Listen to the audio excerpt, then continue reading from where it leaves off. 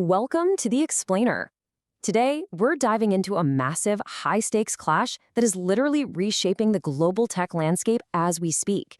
We're going to break down the highly strategic launch of China's new artificial intelligence model, GLM 5.2, and see exactly how it stacks up against the massive American AI titans that have, well, pretty much dominated the industry up until now. So here's the big question right off the bat. Is the gap between US and Chinese AI models closing faster than we thought? The short answer? Yeah, absolutely. And it has some seriously huge implications for everything from your personal data security all the way up to global economics. Let's find out why. Okay, let's dive into this first section, the new challenger, GLM 5.2 and Xai's disruptive model. According to Dr. Sakin, he's the director of the University of New South Wales AI Institute, early benchmarks are showing this new Chinese model is highly capable. In fact, it can do pretty much exactly what Anthropic's Claude Code can do, which really threatens to unlock the grip that Western competitors have had on the industry. But, the absolute starkest contrast between these tools, it's accessibility. On one side, you've got GLM 5.2, which is completely open and highly accessible to the public. And then on the other side, US proprietary models like Mythros are closed off to most of the world. Others, like Fable, they were actually shut down and totally restricted by the US government. But here is the real kicker, and it's a big one: low cost. You see, GLM 5.2 isn't necessarily way better or more advanced than those US proprietary models. The true advantage here is that it is just so much cheaper to develop and deploy. Because of this drastically lower cost, they are severely undercutting their American competitors, basically putting these powerful tools into way more hands globally. Honestly, they aren't even competing on the same playing field when it comes to price. Now, you're going to hear the terms open source and open weight a lot throughout this explainer. What does that actually mean? Well, it simply means the source code and the underlying architecture, what we call the weights, are publicly available. Anyone, and I mean anyone, can download it, assess it, and use it. This democratizes access in a really huge way. It offers incredible equal opportunity for people to assess the benefits of the model, sure, but it also inevitably kicks the door wide open for bad actors.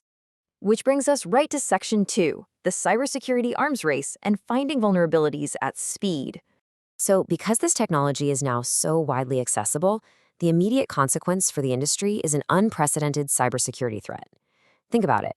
Just like the restricted US model Mythos, GLM 5.2 has the ability to analyze operating systems for vulnerabilities. But remember what we just talked about.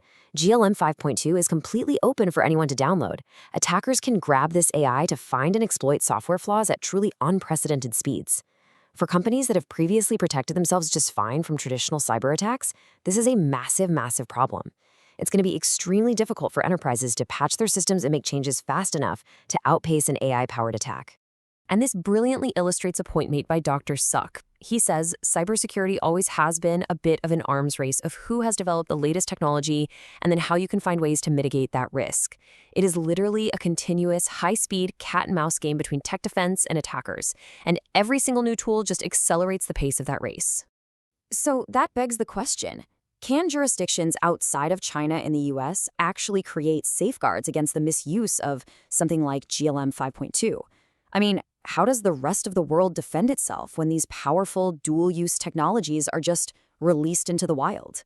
While there's a really deep irony here. Basically, to build the shield, you have to study the sword. Enterprises and governments all over the world are going to have to get intimately familiar with GLM 5.2. They literally have to download it, study it, and use its capabilities themselves just to figure out how best to secure their systems against the very attacks it might generate.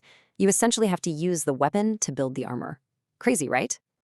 All right, moving on to Section 3, South Korea's massive bet and shoring up the supply chain. With the AI power dynamic completely shifting, heavily driven by this intense rivalry between GLM 5.2 and those American titans, other massive nation-states aren't just sitting around watching. Take South Korea, for example. They aren't waiting. They've been planning this massive strategy since 2017. We're talking a $1 trillion Australian national AI investment. Through both government and private industry, they are targeting the acquisition of 250,000 NVIDIA GPUs. That gives them a tremendous capacity to run these heavy AI models. Plus, they're aiming to develop 10,000 AI startups. So the crucial point is, all of this is laser-focused on one global ambition: to become the number 3 AI country in the entire world, basically securing the bronze medal right behind the US and China. Now, you might be wondering, why are they pushing so incredibly hard? It's all about securing self-sufficiency. South Korea is in a really enviable position right now because they're one of the few major manufacturers of memory chips. With looming global shortages expected in the near future, they are capitalizing on this hardware manufacturing advantage to make sure they absolutely do not get left behind. They see this massive investment as completely vital to shoring up their supply chains so their industries can survive and actually thrive during the AI revolution. Let's move to Section 4 and see how this builds the global divide. Where does a country like Australia sit? It's really revealing to compare South Korea's highly aggressive strategy with an economy of a very similar size. The approaches are just night and day. On one side, South Korea is pouring in massive public funding, hoarding hardware, and incubating thousands of domestic startups to brace for the fallout of this US-China tech race. But then, on the other side, you look at Australia, which has very little public investment in artificial intelligence. Instead of building self-sufficiency, they're relying almost entirely on news of foreign investments into their data centers, completely lacking any kind of comparable national scale. In fact, when asked exactly where Australia is positioned in this massive global AI competition, Dr. Suck's assessment was incredibly blunt. He just said, "We're not in the race." There is simply nothing happening in Australia on a national public scale that is even close to being comparable to the sweeping infrastructure investments we're seeing from similarly sized nations. Which brings us to our final thought for this explainer. As highly capable open-source AI models like GLM 5.2 completely redefined global cybersecurity and reshape entire economies, can any nation really afford to sit on the sidelines? The technology is here, the gap is rapidly closing, and it is accessible to everyone.